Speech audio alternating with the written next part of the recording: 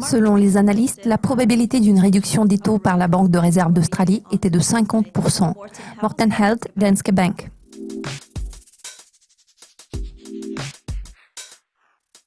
Morten, commençons par un aperçu de l'économie américaine. Cette semaine, nous découvrirons tout un éventail de données en provenance des USA, y compris le PMI manufacturier et les chiffres relatifs à l'emploi. Quelles sont vos attentes à l'égard des résultats ? Pour ce qui est de la performance du secteur manufacturier aux États-Unis, il est à noter que les indicateurs techniques ont été plutôt mixtes avant l'annonce couvrant le mois d'avril. Cela s'explique notamment par un rebond marqué de l'indice ISM enregistré au cours des quelques derniers mois. Les indices régionaux pointaient dans des directions différentes. Nos prévisions se situaient à 51,8 car l'indice était censé rester inchangé. Pourtant, le chiffre est apparu inférieur aux attentes à 50,8 en avril. Le cycle manufacturier semble s'être inversé. C'est la raison pour laquelle il serait logique de ne pas s'attendre à un fort rebond en termes de fabrication. En ce qui concerne le rapport sur l'emploi qui sera publié ce vendredi, bien sûr, nous pouvons constater que le marché du travail américain est en très bonne posture. Nous espérons voir le chiffre de 210 000 nouveaux emplois non agricoles en avril.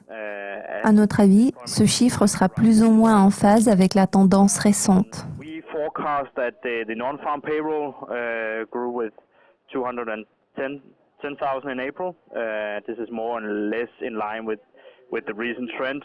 Compte tenu d'une légère augmentation de la main-d'œuvre, il ne devrait y avoir aucun changement sur le plan du taux de chômage.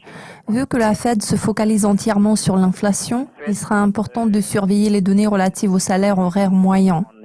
À cet égard, nous prévoyons une augmentation de 0,25% sur une base mensuelle en avril.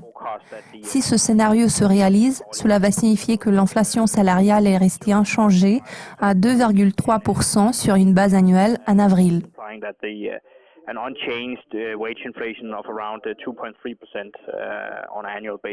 Nous avons découvert la décision sur les taux de la Banque de réserve d'Australie mardi. Les données d'inflation du premier trimestre ont déçu les attentes à seulement 1,6% en comparaison annuelle. Vous attendiez-vous à une baisse de taux cette fois-ci ? Non, je ne m'y attendais pas. Il est vrai que les données d'inflation émanant de l'Australie ont été très faibles ces derniers temps. Nous croyons que cette faiblesse est principalement attribuable au renforcement du dollar australien. En avril, nous avons remarqué un certain changement de ton de la RBA. Ce changement indiquait avant tout la probabilité d'une baisse de taux. Nous avions prévu que la Banque centrale déciderait de patienter encore un tout petit peu avant de passer à l'action, en se focalisant sur la demande intérieure. De toute façon, il faudra voir un affaiblissement significatif pour que la Banque de réserve décide de réduire les taux davantage. Il est à noter que la plupart des analystes qui tablaient sur une baisse de taux s'attendaient à une réduction de 10-13 points de base. La probabilité d'une baisse était de 50%.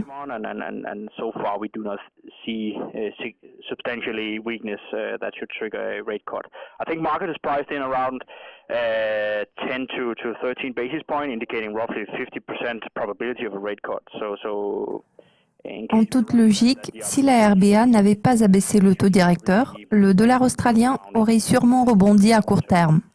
Pourtant, la banque a décidé de réduire les taux.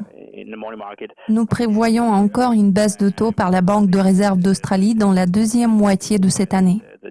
Pour l'instant, nous croyons que la RBA va adopter une position attentiste sur le court terme.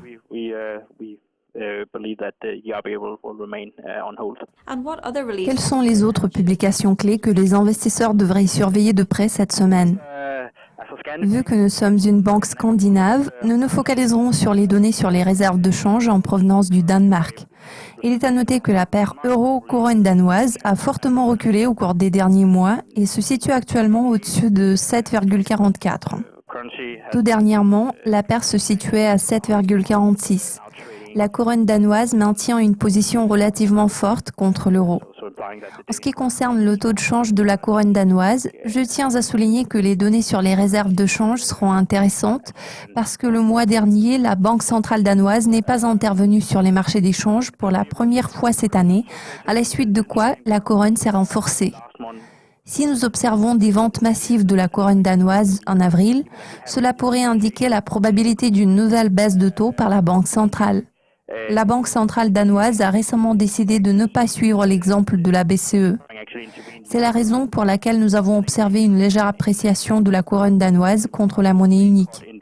Les données économiques fondamentales suggèrent une appréciation continue de la couronne danoise. D'autre part, je peux dire que le raffermissement de la couronne peut être partiellement attribuable aux préoccupations liées à la possibilité du Brexit, car elles affectent l'euro. Bien que la couronne danoise ne soit pas une valeur refuge, elle attire les investisseurs en ce moment, car ils cherchent à limiter les risques de change. Bien sûr, la sortie de la Grande-Bretagne de l'UE n'est pas notre scénario de base. Cependant, la récente appréciation de la couronne s'explique en partie par l'incertitude générale et la volonté des investisseurs de maîtriser les risques éventuels. Si la Banque centrale danoise se prononce en faveur de la dépréciation de la couronne, il deviendra clair que les marchés devraient s'apprêter à une nouvelle baisse de taux.